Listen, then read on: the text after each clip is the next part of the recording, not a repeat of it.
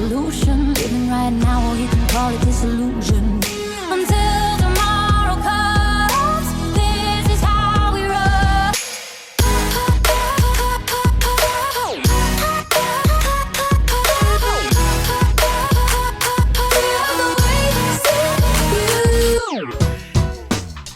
Hey guys, it's Wengie. Welcome back to my channel, and today I have...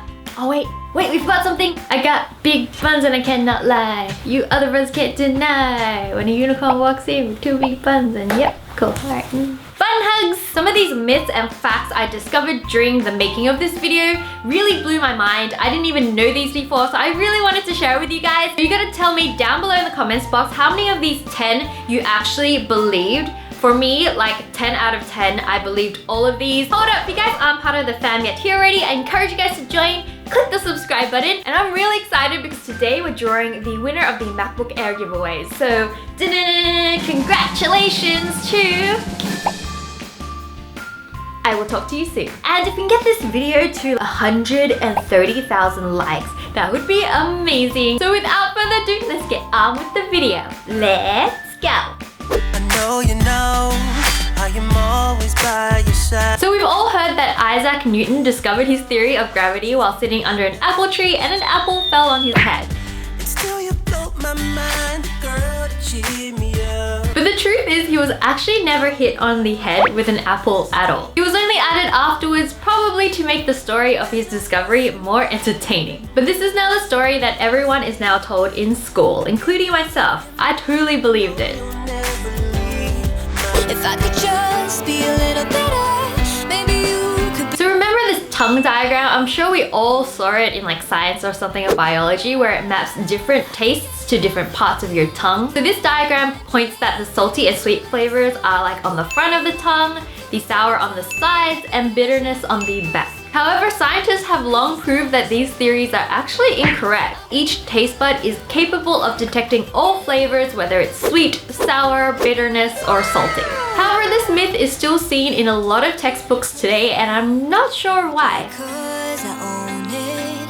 I know what heartbreak feels like. I know I've shed some. So the story goes that Benjamin Franklin discovered electricity by flying a kite with a metal key on it during an electric storm. And when the kite was struck by lightning, the electricity passed down the string into the keys. However, there's actually no evidence that he did this at all. The only thing he did was write about an experiment involving a kite, which would gather some ions during the storm. And if he did this and was struck by lightning, he probably wouldn't have survived. It makes for a good story though.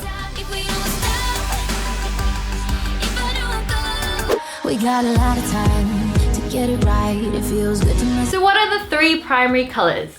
Red, yellow, and blue, right? This is something we're all taught as kids, and I still believe this today, but it's actually wrong. So we're taught that primary colors actually can't be made by mixing other colors together. And through these primary colors, we can produce every other color. But red and blue actually don't even meet these criteria. You can make red by mixing yellow with magenta, and you can make blue by mixing magenta with cyan. Color theorists have worked this out by the end of the 19th century, but for some reason never made it into school books today. The proof is in your color printer cartridges. They actually come in cyan, yellow, and magenta, which are the true primary colors.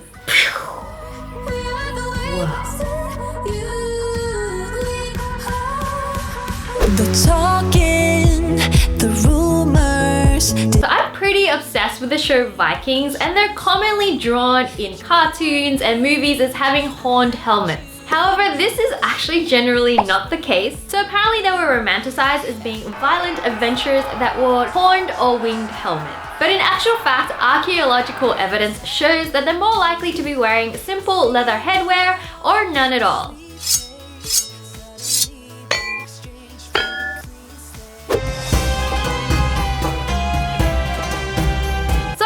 Belief that the great Egyptian pyramids were built by slaves. But a recent discovery actually found that this was not true. Apparently inside the pyramids there are tombs built for people that were working on them. They were respected for their work so much that those that died during construction were bestowed with the sacred honor of being buried in the tombs next to their pharaohs. And if they were slaves, they would not have received such an honorable burial. Coming to the end of a one-way street. Wish I could wake up by. So Napoleon is known for two things. One for being a master tactician and the other one for being extremely short. There's even a term called the Napoleon complex, which is for people that actually have an inferiority complex. However, the truth is he actually wasn't short at all. So the reason people believe this is because he was recorded as being 5 foot 2 inches tall. But these were actually measured in French inches. And in modern international units, he would actually be about 5 foot 7 inches tall, which is actually not short and considered a very average height around that time and much taller than me.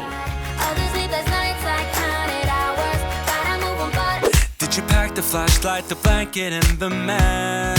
How chameleons change their skin color is one of the most amazing things in nature. They actually do this by using tiny little crystals in their skin which can move around. By changing the little spaces between the crystals, they actually change the waveform of light, which changes the way that the light reflects off their skin, and that leads to changing the color of their skin. But why do chameleons actually change their skin color? Well, it's for camouflage, right? So they don't get spotted by predators. Actually, this is wrong. Camouflage is only a secondary reason that chameleons change their skin color. The main reason they actually change their skin color is for social signaling and in reaction to temperature and other conditions. For example, they change to a bright color when aggressive and a dark color when they're submissive. Also, by changing to a darker color, they can actually get warmer by absorbing more light from the sun, and when they want to cool off, they just change to a lighter color so it reflects the rays from the sun so they can cool off. What you said, what I said, that might have made it worse. So everyone was taught that Christopher Columbus was the first European explorer to discover America, and that this happened in 1492. However, this is not true because the Viking Leif Erikson discovered it in the 11th century. However, Columbus's discovery was actually the first to encourage lasting European contact with the Americans, which led to exploration and colonization.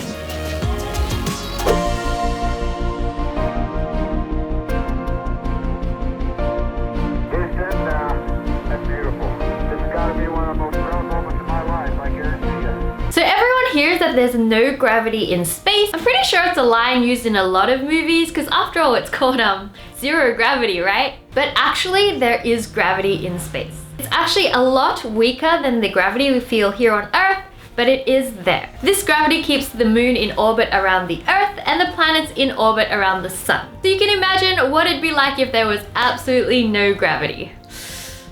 Disaster.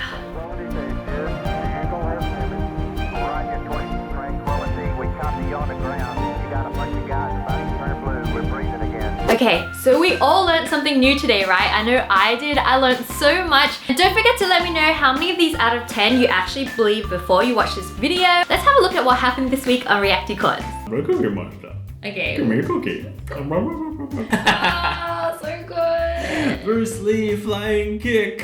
Alright guys, it's time for me to say goodbye. I'm gonna miss you guys so much. So until next week on this channel, I'll see you guys then.